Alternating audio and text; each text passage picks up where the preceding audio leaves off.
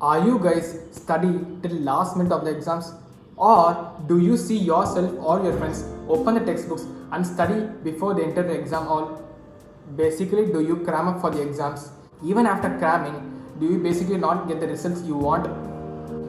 If you fall into any of this category I mentioned, then you have clicked the right video and you'll get your solution at the end of this video.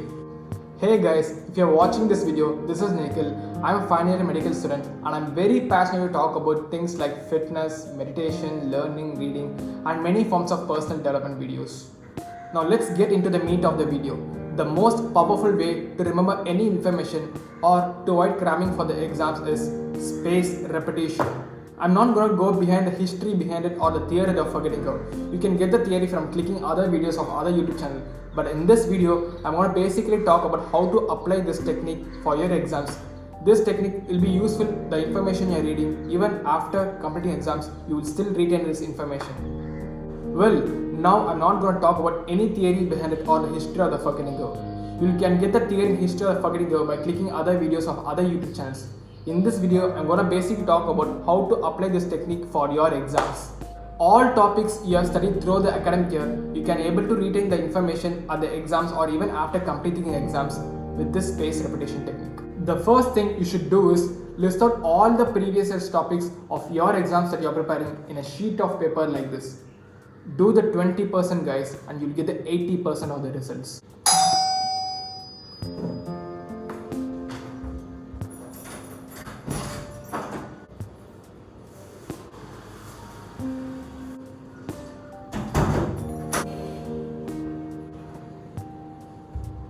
The second thing is have a study calendar. I'm using a journal where they have the study calendar and this is the most important tool for your spaced repetition. Okay guys, let's get into the meat of the video. This is my sheet of paper where I wrote all my previous year exam topics. Like that you also have your own sheet of paper which has your previous year exam year topics. So what I want to do is today pick any one topic from that sheet of paper, understand the topic, read the topic and actively recall the topic today itself. After you actively recall the topic, register today's date in your calendar like this. Suppose today's date is September 29, okay? So today I study one topic means I'm gonna register that topic in September 29. In this calendar like this you also have. See, this is a study calendar. September 29 you should gonna add in this box. And now what you should do is you should recall this topic on day 1 or day 3, 4 or 5 or day 14 and then after 1 month. So I'll show you using the study calendar. What I'm doing is September 29 I studied one topic. That means you're studying a topic. And now what you should do is you revise that same topic on September 30. Okay, September 30 and then the same topic on October 3 or 4 or 5 and then the same topic anyway in this 3 days any one day you choose. Maybe you're revising October 4, okay? And then you're revising the same topic after 2 weeks, October 18 and then you're revising the same topic on November 18. So what is this thing is like you're revising on these specific intervals.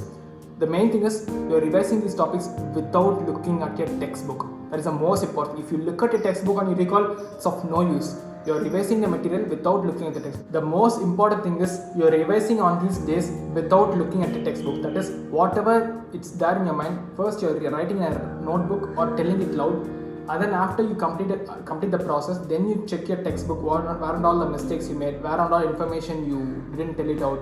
So this is how you should practically do. This is called active recall, and you combine the active recall with the spaced repetition. Just recall how much ever the information you have studied by telling it out loud or writing in a separate note. Don't give up, no matter how hard it is. Just give your best, no matter how the information is important or unimportant.